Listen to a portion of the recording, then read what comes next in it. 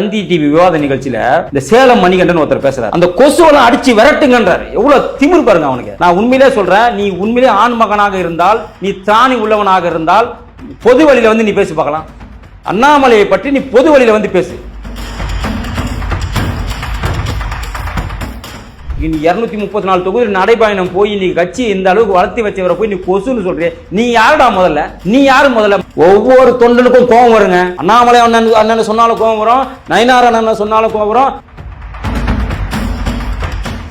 நாங்க நடத்தக்கூடாதுன்னு சொல்றதுக்கு நீ யாரு? தமிழ்நாட்டில் இருக்கிற, உலகத்தில் இருக்கிற எந்த தமிழன் வேணாலும் முருகர் மாநாடு நடத்துவதற்கு அவனுக்கு உரிமை உண்டு. இவனை நடத்தக்கூடாது, அவனை நடத்தக்கூடாதுன்னு சொல்றதுக்கு நீங்க யாரு? அதனால இந்த மாநாட்டை பொறுத்தவரைக்கும் இது வெற்றி அடைஞ்சிருச்சுன்னா மிகப்பெரிய ஒரு சரிவு சந்திக்கும் திமுக.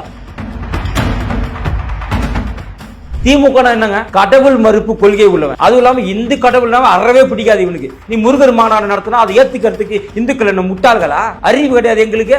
நான் என்ன கேட்கிறேன், கந்த சஷ்டி கவசத்தை அந்த கருப்பர் கூட்டம் அவ்வளவு கேவலமா பேசினானே, அவன் மேல நீ எடுத்த நடவடிக்கை என்ன? இது வரைக்கும் என்ன நடவடிக்கை எடுத்த நீ? அதாவது தமிழகத்துல பாத்தீங்கன்னு சொன்னாக்கா முருகரை பற்றி பேசுவதற்கு அருகதையற்ற நபர்கள் யார் பார்த்தீங்கன்னா திகாவும் திமுக, முக்கியமா மு.க. ஸ்டாலின். அங்க மாநாடு நடக்கிறது, கந்த சஷ்டி கவசம் வர்றாங்க. அப்ப அது மாநாடா? முருகரை பத்தி பேசாம, முருகரை பெருமையா பேசாம, முருக பக்தர் மாநாடு நடத்துற, அதாவது ஸ்டாலினை பத்தி பெருமையா பேசுறதுக்கு பேர் மாநாடா? நீட் தேர்வு ஒரு மாசம் ஓட்டினாரு, இப்ப கீழடியை ஓட்டுறாரு. இவங்களுக்கு மத்திய அரசு குற்றம் சொல்லிட்டு இவங்க ஊழல் செஞ்சு பணத்தை சம்பாதிக்கணும், மக்கள் திசை திருப்பணும். இந்த கீழடின்றதை பொறுத்த வரைக்கும் உண்மையிலேயே எங்களுக்கு பெருமையான விஷயம் தான். அது உண்மையாக இருந்தால், பொய்யான ஒரு விஷயத்தை நீ உண்மையாக என்று அறிவின்னு சொன்னா அதை அறிவிக்க முடியாது.